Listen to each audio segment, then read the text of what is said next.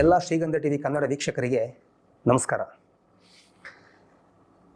ನಮ್ಮ ರಾಜ್ಯದ ಮಾತ್ರ ಅಲ್ಲ, ನಮ್ಮ ದೇಶದ ಸಾಹಿತ್ಯ ಲೋಕಕ್ಕೆ ಒಂದು ಗಾಢವಾದ ಶೂನ್ಯ ಆವರಿಸಿದೆ. ಒಂದು ಆಳವಾದ ಶೂನ್ಯ ಅನ್ಬೋದು. ಕಳೆದ 2 ದಿನಗಳಿಂದ ಈ ಸಾಹಿತ್ಯ ಲೋಕ ಏನಿದೆ ಒಂಥರ ಮಬ್ಬಾಗಿದೆ ವಾತಾವರಣ.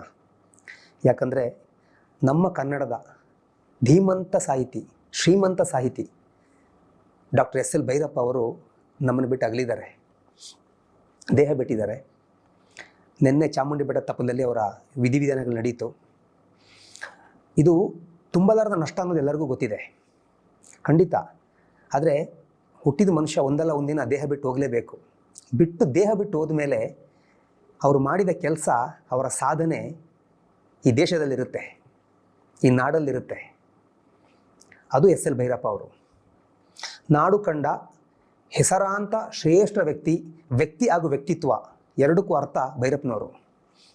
ನೋಡಿ, ತನ್ನ ಜೀವನದ ಪೂರ್ತಿ ಭೈರಪ್ಪನವರು ಅಧ್ಯಯನ ಅಂತಲೇ ಕಳೆದರು. ಅಧ್ಯಯನ ಮಾಡಿ ಬರೆದು ನಮಗೂ ಬರೆಸಿ, ನಮ್ಮ ಹತ್ರನೂ ಬರೆಸಿ ಕಲಿಸಿ ತನ್ನನ್ನು ತಾನೇ ಕೆತ್ಕೊಂಡು ಒಂದು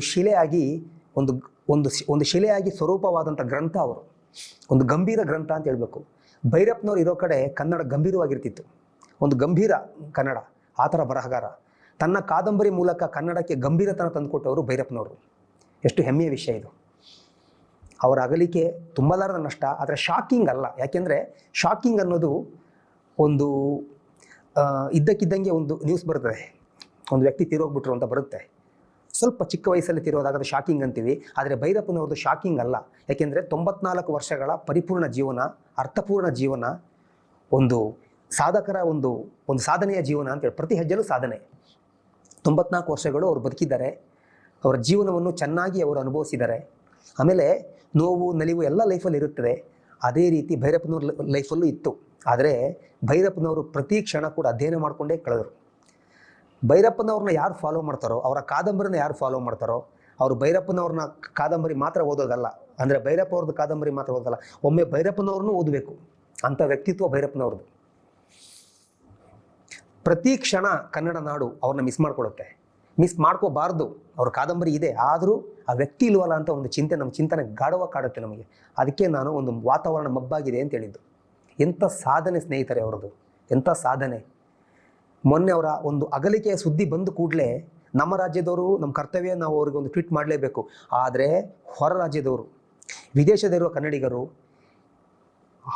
ಔಟ್ ಆಫ್ ಕಂಟ್ರಿಯಲ್ಲಿರುವಂಥ ಇಂಡಿಯನ್ಸ್, ಭಾರತೀಯರು, ಹಿರಿಯ ಕಲಾವಿದರು, ಹಿರಿಯ ಪತ್ರಕರ್ತರು, ಹಿರಿಯ ನಾಗರಿಕರು, ಕಿರಿಯವರು ಕೂಡ, ಕಾಲೇಜು ಮಕ್ಕಳು, ಕಾಲೇಜು ವಿದ್ಯಾರ್ಥಿಗಳು, ಎಲ್ಲದಕ್ಕಿಂತ ಹೆಚ್ಚಾಗಿ ಹಿರಿಯ ರಂಗಕರ್ಮಿಗಳು, ಸಾಹಿತಿಗಳು, ಕವಿಗಳು ಎಲ್ಲರೂ ಅವ್ರನ್ನ ಮಿಸ್ ಮಾಡ್ಕೊಳ್ಳೋ ಥರ ಒಂದು ಟ್ವೀಟ್ ಮಾಡಿದ್ರು. ಅದೇನಕ್ಕೆ ಮಾಡ್ತಾರೆ? ಅವ್ರ ಸಾಧನೆ ಅಷ್ಟಿದೆ, ಅಪಾರವಾದದವರ ಸಾಧನೆ. ಅದಕ್ಕೋಸ್ಕರ ಮಾಡ್ತಾರೆ. ಅವರನ್ನು ಫಾಲೋ ಮಾಡ್ತಾರಲ್ಲ, ಅವ್ರ ಕಾದಂಬರಿನ ಫಾಲೋ ಮಾಡಿದಾರಲ್ಲ, ಅವರೆಲ್ಲ ಜ್ಞಾನ ವಿಸ್ತಾರವಾಗಿದೆ ಇದರಿಂದ.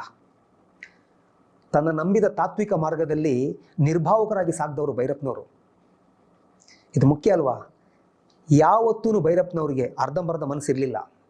ಒಂದು ವಿಷಯದಲ್ಲಿ ತೀಕ್ಷ್ಣವಾಗಿ ಇರ್ತಿದ್ರು, ನಿಖರವಾಗಿ ಇರ್ತಿದ್ರು. ಅವ್ರು ಯಾವತ್ತೂ ಅನುಮಾನದಲ್ಲಿ ಅಂತೆ ಕಂತೆ, ಅನಿಸುತ್ತೆ, ಹೌದಾ, ಅಲ್ವಾ, ಇದೆಯಾ ಅಂತೆಲ್ಲ ಕೇಳಿದವರಲ್ಲ. ಎಲ್ಲ ವಿಷಯಗಳ ಬಗ್ಗೆ ಅಧ್ಯಯನ ಮಾಡಿದ್ರು. ಅದು ಗಾಢವಾಗಿ ಅಧ್ಯಯನ ಮಾಡಿದ್ರು, ಆಳವಾಗಿ ಅಧ್ಯಯನ ಮಾಡಿದ್ರು. ಅದರಿಂದ ಎಲ್ಲನೂ ಅವರು ನೇರವಾಗಿ ಹೇಳ್ತಿದ್ರು. ಅದರಿಂದ ಕೆಲವು ಸ್ವಲ್ಪ ವಿರೋಧಿಗಳು ಇದ್ದರು. ಅವರ ಒಂದು ಕಠೋರ ಮಾತು, ನಿಷ್ಠುರ ಮಾತು ಅಂತಾರೆ. ನೇರ ನುಡಿ ನಿಷ್ಠುರವಾದಿ ಅಂತಾರೆ. ಅವರು ನೇರ ನುಡಿ ನಿಷ್ಠುರವಾದಿ. ಆದರೆ ಅದಕ್ಕೆ ಸ್ವಲ್ಪ ವಿರೋಧಗಳು ಇತ್ತು. ಆದರೆ ಭೈರಪ್ಪನವ್ರನ್ನ ಯಾರು ಅರ್ಥ ಮಾಡಿಕೊಂಡ್ರು, ಅವರು ವಿರೋಧಿಸ್ತಾ ಇರಲಿಲ್ಲ.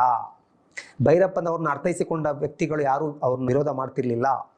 ಇದು ಭೈರಪ್ಪನವರ ಒಂದು ಕಾರ್ಯವೈಖರಿಯಾಗಿತ್ತು. ಇವತ್ತು ಯಾರು ಭೈರಪ್ಪನವರ ಕಾದಂಬರಿಗಳನ್ನ ಓದಿದಾರೋ ಅವರೆಲ್ಲ ಭೈರಪ್ಪನವ್ರನ್ನ ಪೂಜಿಸ್ತಾರೆ. ಅವರ ವಿರೋಧಿಗಳು ಕೂಡ. ಸಿದ್ಧಾಂತಗಳು ಬೇರೆ ಇರುತ್ತೆ. ಭಿನ್ನಾಭಿಪ್ರಾಯ ಮತ್ತು ಅಭಿಪ್ರಾಯ ಎರಡು ಮಾನವನಲ್ಲಿ ಒಳಗೆ ಅಡಗಿರುತ್ತೆ. ಕೆಲವು ಅಭಿಪ್ರಾಯಗಳು ಒಂದೇ ಆಗಿರ್ಬೋದು, ಅಭಿರುಚಿಗಳು, ಕೆಲವು ಭಿನ್ನಾಭಿಪ್ರಾಯಗಳಿರ್ಬೋದು. ಆದರೆ ಭೈರಪ್ಪನವರ ಕಾದಂಬರಿ ಓದಿದಾಗ ಅವರು ಕೂಡ ಅಂತೇಳಿ ಹೌದಪ್ಪ ಅಂತಿದ್ರು. ಇದು ಭೈರಪ್ಪನವರ ಸಾಧನೆ. 1-2 ಕಾದಂಬರಿಗಳು, ಅದೆಷ್ಟೋ ಕಾದಂಬರಿಗಳ ಮೂಲಕ ಎಷ್ಟೋ ಸಿನಿಮಾಗಳು ಕೂಡ ಆಗಿದೆ. ಈಗ ಕೂಡ ಇನ್ನೂ ಕೂಡ ಸಿನಿಮಾಗಳು ಆಗೋದಿದೆ. ಇದೆಲ್ಲ ಸಾಧನೆ ಅಲ್ವ ಇದು? ಅವರ ಜ್ಞಾನ ದಾಹ ಯಾವತ್ತೂ ಕಡಿಮೆ ಆಗಿರಲಿಲ್ಲ. ಅವರು ಬದುಕಿನಲ್ಲಿ ಪ್ರತಿ ಕ್ಷಣನೂ ತಿಳ್ಕೊಂಡು ಅದನ್ನ ಒಂದು ಗ್ರಹಿಸ್ತಿದ್ರು. ಅವರು ನೋಡ್ತಿದ್ದಿದ್ದು ಕಡಿಮೆ ಅಂತ ಹೇಳ್ತಾರೆ ಹಿರಿಯವರು, ಗ್ರಹಿಸ್ತಿದ್ರು ಅವರು ಅಂತ. ಗ್ರಹಿಸೋದು ಅಂದರೆ ತುಂಬ ಆಳವಾಗಿ ಅಧ್ಯಯನ ಮಾಡೋದು. ಇದು ಭೈರಪ್ಪನವರು. ಮೊನ್ನೆ ತಾನೇ ಪ್ರಕೃತಿ ಮಧ್ಯೆ ಅವ್ರು ಸೇರ್ಕೊಂಡ್ಬಿಟ್ರು. ನಾವು ಆಡೋ ಉಸಿರಲ್ಲಿ ಅವ್ರು ಇರ್ತಾರೆ ಯಾವಾಗಲೂ. ನೋಡಿ, ತನ್ನ ಕಾದಂಬರಿ ಮೂಲಕ ನಮ್ಮ ಮಾತೃಭಾಷೆ ಕನ್ನಡವನ್ನು ಚೆನ್ನಾಗಿ ಉಳುಮೆ ಮಾಡಿ, ವ್ಯವಸಾಯ ಮಾಡಿ, ಕೃಷಿ ಮಾಡಿ ಕನ್ನಡನ ಚೆನ್ನಾಗಿ ದುಡಿಸ್ಕೊಂಡಿದ್ದಾರೆ ಅವರು. ಚೆನ್ನಾಗಿ ದುಡಿಮೆ ಮಾಡಿದವರು ಕನ್ನಡದಲ್ಲಿ ಅವರು. ಅದು ಭೈರಪ್ಪನವರು. ಕೆಲವೇ ಸಾಹಿತಿಗಳು, ವಿರಳ ಸಾಹಿತಿಗಳು ಇಷ್ಟೊಂದು ಕನ್ನಡನ ಬಳಸ್ಕೊಂಡಿದ್ದು. ಅವರವರ ಕಾಲಘಟ್ಟದಲ್ಲಿ ಮಾಡಿದ್ದಾರೆ, ಬರೆದಿದ್ದಾರೆ. ಆದರೆ ಭೈರಪ್ಪನವರು ಯಾಕೆ ಸ್ಪೆಷಲ್ ಗೊತ್ತಾ? ಅವರು ಬರೆದ ಎಲ್ಲ ಕಾದಂಬರಿಗಳು ಬೇರೆ ಭಾಷೆಗೆ ಅನುವಾದವಾಗಿದೆ. ನಂಬರ್ ಆಫ್ ಅಲ್ಲ, ಎಲ್ಲನೂ, ಪ್ರತಿಯೊಂದೂ ಅವರ ಕಾದಂಬರಿಗಳು ಬೇರೆ ಭಾಷೆಗೆ ಅನುವಾದ ಆಗಿದೆ. ನಮ್ಮ ದೇಶದ ಯಾವುದೇ ಊರಿಗೆ ಹೋಗಿ ಪುಸ್ತಕ ಅಂಗಡಿಗೆ ಹೋದರೂ, ಯಾವುದೇ ಊರಲ್ಲೂ, ರಾಜ್ಯದಲ್ಲೂ, ಜಿಲ್ಲೆಗಳಲ್ಲೂ ಹೋದರೆ ಭೈರಪ್ಪನವ್ರ ಕಾದಂಬರಿ ಸಿಗುತ್ತೆ ನಿಮಗೆ. ಅನುವಾದ ಬೇರೆ ಕಡೆಗೆ ಆಗಿರ್ಬೋದು, ಅದನ್ನ ಸೃಷ್ಟಿ ಮಾಡಿದವ್ರು ಭೈರಪ್ಪನವ್ರು ಅಲ್ವಾ? ನಮಗೆ ಹೆಮ್ಮೆ ಅಲ್ವಾ? ಅವ್ರಿಗೊಂದು ಜಂಬ ಇತ್ತು, ಅದು ನಮಗೂ ಆ ಗರ್ವ ಇರಬೇಕು. ನಾನು ಬರೆಯೋದನ್ನ ಓದಬೇಕು, ನೀವು ಹಂಗೆ ಬರಿತೀನಿ ಅಂತಿದ್ರು ಅವರು. ಹೌದು, ನಾನು ಬರೆಯೋದನ್ನ ನೀವು ಓದಲೇಬೇಕು, ಅರ್ಥ ಮಾಡ್ಕೋಬೇಕು ಅಂತ ಬರಿತಾ ಇದ್ರು. ಅದು ಅವರ ಒಂದು ನಿಖರತೆ. ನಮಗೂ ಅದಿರಬೇಕು. ಯಾಕೆಂದರೆ ಅವರ ಜ್ಞಾನದಾಹ ಆ ರೀತಿ ಇತ್ತು. ಓದುಗರಲ್ಲಿ ತುಂಬ ಜನಗಳಿಗೆ ಅವರ ಒಂದು ಕಾದಂಬರಿ ಕೃತಿಗಳು ಬೇಗ ಅರ್ಥ ಆಗ್ತಿರಲಿಲ್ಲ. ಕಬ್ಬಿಣದ ಕಡಲೆ ಅಂತ ಕೇಳಿದ್ದೀನಿ ನಾನು. ಕೆಲವು ಜನ ಹೇಳೋದು, ಕಾಲೇಜ್ ಮಕ್ಕಳು ಹೇಳ್ತಾರೆ, ತುಂಬ ಓದುಗರು ಅರ್ಥ ಮಾಡ್ಕೊಳ್ಳೋ ಕಷ್ಟ ಭೈರಪ್ಪನವ್ರ ಕಾದಂಬರಿನ ಕಬ್ಬಿಣದ ಕಡಲೆ ಅಂತಾರೆ. ಆದರೆ ಅರ್ಥವಾಗ್ಬಿಟ್ರೆ ಹಸುವಿನ ಕ್ಷೀರ ಅದು ಕಾಮಧೇನು ಕೊಡೋ ಹಾಲು ಥರ ಅಷ್ಟು ಪ್ಯೂರು, ಅಷ್ಟು ಚೆನ್ನಾಗಿರೋದು. ಎಂತೆಂಥ ಕನ್ನಡ ಪದಗಳನ್ನ ಉಪಯೋಗಿಸಿದ್ದಾರೆ ಅವರು. ಕಾದಂಬರಿ ಒಳಗೆ ಇಳಿಸ್ಬಿಡ್ತಾರೆ ನಮ್ಮನವರು. ನಾನು ಅವರ ಹಲವಾರು ಕಾದಂಬರಿ ಓದಿದ್ದೇನೆ. ಸಂಪೂರ್ಣ ಕಾದಂಬರಿ ಯಾವತ್ತೂ ಓದಿಲ್ಲ, ಪೂರ್ತಿ ಕಾದಂಬರಿ ಓದಿಲ್ಲ. ಅಂದರೆ ಅವರೆಲ್ಲ ಕಾದಂಬರಿಗಳು ಓದಿಲ್ಲ. ಕೆಲವೊಂದು ನಾನು ಓದಿದ್ದೇನೆ. ಆವರಣ ಓದಿದ್ದೇನೆ, ವಂಶವೃಕ್ಷ ಓದಿದ್ದೇನೆ, ಕೆಲವು ಕಾದಂಬರಿಗಳು ಓದಿದ್ದೇನೆ. ಅದ್ರ ಒಳಗೆ ಇಳಿದಿದ್ದೇನೆ. ನನಗೂ ಸ್ಟಾರ್ಟಿಂಗ್ ಕೆಲವೊಂದು ಅರ್ಥ ಆಗಿರಲ್ಲ. ಆಮೇಲೆ ನಂಗೆ ಅರ್ಥ ಮಾಡ್ಕೊಂಡಾಗ ವಾವ್ ಅನಿಸ್ಬಿಡುತ್ತೆ ನಮಗೆ ಭೈರಪ್ಪ ಅವ್ರ ಕಾದಂಬರಿ. ಕನ್ನಡದ ಅಸ್ಮಿತೆಯನ್ನು ಕಾಪಾಡಿದವರು ಅವರು. ಅವರಿಗೆ ಜ್ಞಾನಪೀಠ ಕೊಟ್ಟಿಲ್ಲ ಅಂತ ಯಾರು ಬೇಜಾರಾಗೋದು ಬೇಡ. ಸಿಕ್ಕಿಲ್ಲ ಅನ್ನಲ್ಲ ನಾನು, ಕೊಟ್ಟಿಲ್ಲ ಅಂತಲೇ ಯಾರು ಬೇಜಾರಾಗೋದು ಬೇಡ. ಜನರ ಮೆಚ್ಚುಗೆ ಇದೆಯಲ್ಲ, ಆ ಗೌರವನೇ ಜ್ಞಾನಪೀಠ ಅವರಿಗೆ. 1966 ಸಾಹಿತ್ಯ ಅಕಾಡೆಮಿ, ನಮ್ಮ ಸ್ಟೇಟ್ ಅವಾರ್ಡ್ ಅದು ಸಿಗುತ್ತೆ. 1975 ಕೇಂದ್ರ ಸಾಹಿತ್ಯ ಅಕಾಡೆಮಿ ಧಾಟು ಕಾದಂಬರಿಗೆ. 2010 ಸರಸ್ವತಿ ಸಮ್ಮಾನ್ ಅವಾರ್ಡು. ಆಮೇಲೆ 2014 ನ್ಯಾಷನಲ್ ರಿಸರ್ಚ್ ಪ್ರೊಫೆಸರ್ ಆಗಿ ಕೆಲಸ ಮಾಡ್ತಾರೆ ಅವರು. ಆಮೇಲೆ 2015 ಸಾಹಿತ್ಯ ಅಕಾಡೆಮಿ ಫೆಲೋಶಿಪ್ ಸಿಗುತ್ತೆ. 2016 ಪದ್ಮಶ್ರೀ, 2023 ಪದ್ಮಭೂಷಣ. ಇದಕ್ಕಿಂತ ಇನ್ನೇನು ಬೇಕು? ಇನ್ನೂ 106 ಸಿಕ್ಕಿದೆ ಪ್ರಶಸ್ತಿಗಳು, ನಾಡಿನ ಪ್ರಶಸ್ತಿಗಳು ಸಿಕ್ಕಿದೆ. ಆದರೆ ಜ್ಞಾನಪೀಠ ಅವರಿಗೆ ಕೊಟ್ಟಿಲ್ಲ ಅಂತೇಳಿ ಯಾರೂ ಬೇಜಾರಾಗೋದು ಬೇಡ. ಅವರು ಬರೆದಂಥ ಕಾದಂಬರಿ ಮೂಲಕ, ಅವರು ಬರೆದಂಥ ಸಾಲುಗಳ ಮೂಲಕ, ಸಾಲುಗಳ ಮೂಲಕ ಜೀವಂತವಾಗಿರ್ತಾರೆ ಅವರು. ಆದ್ದರಿಂದ ಎಸ್ ಎಲ್ ಭೈರಪ್ಪ ಅವರು ಪ್ರಶಸ್ತಿಗೂ ಮೀರಿದವರು. ಯಾಕೆಂದರೆ ಅವ್ರನ್ನ ಫಾಲೋ ಮಾಡೋ ಶಿಷ್ಯಂದ್ರಿದ್ದಾರಲ್ಲ, ಎಲ್ಲ ಓದುಗರು ಅಂತೀನಿ ನಾನು, ಎಲ್ಲ ಓದುಗರಿದ್ದಾರಲ್ಲ, ಅವರ ಜ್ಞಾನ ವಿಸ್ತಾರವಾಗೋದೇ ನಿಮಗೆ ಅವರ ಕಾದಂಬರಿ ಮೂಲಕ ಅಲ್ವಾ? ಅದೇ ಒಂದು ಪ್ರಶಸ್ತಿ ಅಲ್ವಾ? ನೋಡಿ, 1996 ಅವರ ಆತ್ಮಕಥನ ಬರೀತಾರೆ, ಭಿತ್ತಿ ಅಂತ. ಅದು ಅವರ ಆಟೋಬಯೋಗ್ರಫಿ. ಹಾಗೂ ರಾಮನಗರ ಜಿಲ್ಲೆಯ ನಮ್ಮ ಕನಕಪುರದಲ್ಲಿ 67ನೇ ಅಖಿಲ ಭಾರತ ಕನ್ನಡ ಸಾಹಿತ್ಯ ಸಮ್ಮೇಳನದ ಅಧ್ಯಕ್ಷರಾಗಿದ್ದರು ಭೈರಪ್ಪನವರು. ನೋಡಿ, ಭೈರಪ್ಪನವರ ಕಾದಂಬರಿಗಳು ಸಿನಿಮಾಗಳಾಗಿವೆ. ಆಗಲೇ ನಾನು ಹೇಳಿದ್ದೆ, ಅದು ಮಾರ್ಕ್ ಮಾಡ್ತೀನಿ. ವಂಶವೃಕ್ಷ, ತಬ್ಬಲಿ ನೀನಾದೆ ಮಗನೇ, ನಾಯಿನೆರಳು, ಮತದಾನ, ಇಷ್ಟು ಸಿನಿಮಾಗೂ ನ್ಯಾಷನಲ್ ಅವಾರ್ಡ್ ಸಿಕ್ಕಿದೆ, ರಾಷ್ಟ್ರ ಪುರಸ್ಕಾರ ಸಿಕ್ಕಿದೆ. ಅದರಲ್ಲಿ ನೋಡಿ, ತಬ್ಬಲಿ ನೀನಾದೆ ಮಗನೇ ಸಿನಿಮಾದಲ್ಲಿ ನಮ್ಮ ಬಾಲಿವುಡ್ ನಟರವರು, ಅವ್ರು ರಂಗಾಯಣಕ್ಕೆಲ್ಲ ಭೇಟಿ ಕೊಡೋರು, ನಸೀರುದ್ದೀನ್ ಶಾ ಅದ್ಭುತ ನಟನೆ ಮಾಡಿದ್ದಾರೆ ಇದರಲ್ಲಿ, ಅದ್ಭುತ ನಟನೆ. ಹಾಗೂ ಗೃಹಭಂಗ ಅನ್ನೋ ಒಂದು ಕಾದಂಬರಿ ಕನ್ನಡದಲ್ಲಿ ಧಾರಾವಾಹಿಯಾಗಿದೆ, ಮನೆ ಮಾತಾಗಿತ್ತು ಅವಾಗ. ಹಾಗೂ ಹಿಂದಿಯಲ್ಲಿ ಇವರು ಬರೆದಂಥ ಧಾಟು ಕಾದಂಬರಿ ಇದೆಯಲ್ಲ, ಅದು ಹಿಂದಿಯಲ್ಲಿ ಧಾರಾವಾಹಿಯಾಗಿದೆ. ಅವರಿಗೆ ಅದು ಕೇಂದ್ರ ಸಾಹಿತ್ಯ ಅಕಾಡೆಮಿ ಅವಾರ್ಡ್ ಸಿಕ್ಕಿದೆ ಧಾಟು ಕಾದಂಬರಿಗೆ. ಅದು 3ನೇ ಅವಾರ್ಡು ಕನ್ನಡಕ್ಕೆ ಸಿಕ್ಕಿರೋದು, 3ನೇ ಪ್ರಶಸ್ತಿ ಅದು ಧಾಟುಗೆ. ಅದು ಹಿಂದಿಯಲ್ಲಿ ಒಂದು ಒಳ್ಳೆ ಧಾರಾವಾಹಿಯಾಗಿದೆ. ಈಗ ಏನು ಮಾಡಬೇಕು ಅಂದರೆ, ಆ ಧಾರಾವಾಹಿನ ಮತ್ತೆ ರಿಪೀಟ್ ಆಗಿ ಚಾನಲ್ ಹಾಕಬೇಕು.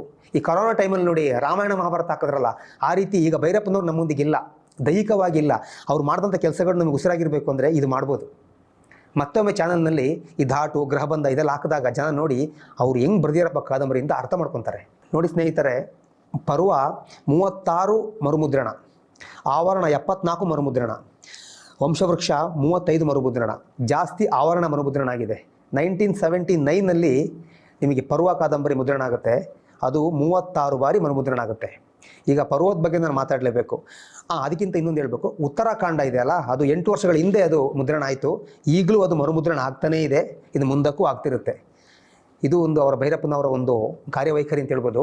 ಈಗ ನಾನು ಪರ್ವದ ಬಗ್ಗೆ ಹೇಳಬೇಕು ಅಂದರೆ, ಅಡ್ಡಂಡ ಕಾರ್ಯಪ್ಪ ಅವರು ರಂಗಾಯಣ ಅಧ್ಯಕ್ಷರಾಗಿದ್ದಾಗ ಪ್ರಕಾಶ್ ಬೆಳವಡಿಯವರ ಹತ್ರ ಅದನ್ನ ಡೈರೆಕ್ಷನ್ ಮಾಡಿಸಿದ್ರು. ಆ ನಾಟಕನ 9 ಗಂಟೆಗಳ ಕಾಲ ನಾಟಕ ಅದು. ತುಂಬ ಜನ ನೋಡಿ 4 ಇಂಟರ್ವಲ್ ಅದಕ್ಕೆ 4-5 ಇಂಟರ್ವಲ್ ಅದಕ್ಕೆ ಅಡ್ಡಣ್ಣ ಕಾರ್ಯಪ್ಪ ಇದ್ರ ಬಗ್ಗೆ ಹೇಳಿದ್ದಾರೆ, ತುಂಬ ಚೆನ್ನಾಗಿ ಹೇಳಿದ್ದಾರೆ. ಅದಕ್ಕೆ ನೋಡಿ ಮಧ್ಯದಲ್ಲಿ ಫ್ರೀ ಇದ್ದಾಗ ಭೈರಪ್ಪನವ್ರು ಹೋಗಿ ಅದಕ್ಕೆ ಸಲಹೆ ಕೊಡೋರಂತೆ ಆ ರಿಹರ್ಸಲ್ಗೆ. ಎಂಥ ರೋಮಾಂಚನ ವಿಷಯ ಇದು. ಇದು ಪರ್ವ ನಾಟಕದ ಒಂದು ಕತೆ, ರಂಗಾಯಣದಲ್ಲಾಗಿದ್ದ ಕತೆ ಇದು. ನೋಡಿ ಇನ್ನೊಂದು ಮುಖ್ಯವಾದ ವಿಷಯ ಅಂದರೆ ಮಂಗಳೂರಿನ ಯಕ್ಷಗಾನ ದಂತಕತೆ ದೇರಾಜೆ ಸೀತಾರಾಮಯ್ಯನವರು ಅವರ ಹೆಸರಲ್ಲಿ ಪ್ರತಿ ವರ್ಷ ಅವಾರ್ಡ್ ಕೊಡ್ತಾರೆ. Deraje memorial award.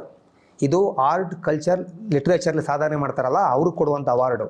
ಇದನ್ನು ಅತ್ಯುನ್ನತ ಶ್ರೇಷ್ಠ ಒಂದು ಕಾದಂಬರಿ ಅಂತೇಳಿ ಪರ್ವ ಕೊಟ್ಟಿದ್ದಾರೆ ಈ ಅವಾರ್ಡು.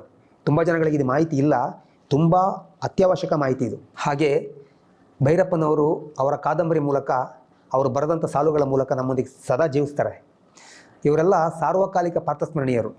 ಯಾಕೆ ಗೊತ್ತಾ, 100 ವರ್ಷಕ್ಕೊಬ್ಬರು ಈ ಥರ ಹುಟ್ಟೋದು.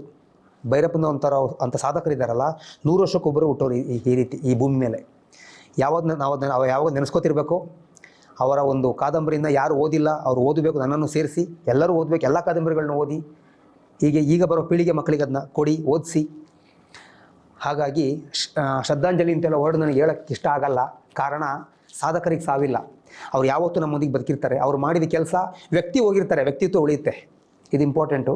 ಹಾಗಾಗಿ ನಮ್ಮ ಶ್ರೀಗಂಧ ವಾಹಿನಿ ಕಡೆಯಿಂದ, ಎಲ್ಲ ಸಿಬ್ಬಂದಿ ವರ್ಗದ ಕಡೆಯಿಂದ ನಮ್ಮ ಎಸ್ ಎಲ್ ಭೈರಪ್ಪ ಅವರಿಗೆ ಭಾವಪೂರ್ಣ ನಮನಗಳು. ನಮಸ್ಕಾರ.